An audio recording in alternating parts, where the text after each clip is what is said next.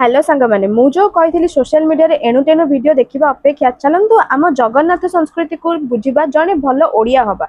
आज चलतु जाना जगतर नाथ जगन्नाथ धाम रे शोभा पाउथिबा पवित्र कल्पवट विषय रे।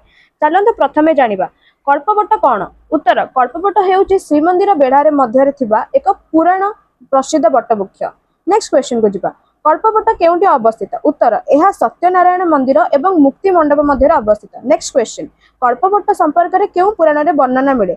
उत्तर स्कंद पुराण में।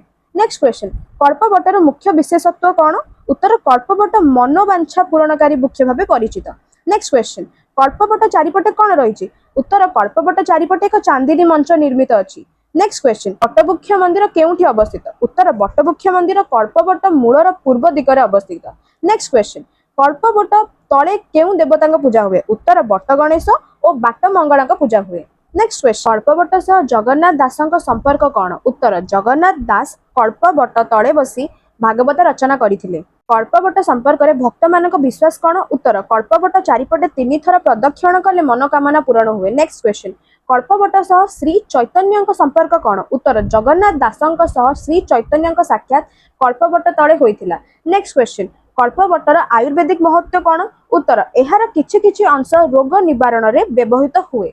नेक्स्ट क्वेश्चन कल्पवट काहेकि कल्पवृक्ष बोली ख्यात। उत्तर प्रलय परे मध्य यह अविकल रहिथिबारु एहाकु कल्पवृक्ष बोली किना कुहा जाउची। नेक्स्ट क्वेश्चन रथ यात्रा परे कल्पवटर भूमिका कौन।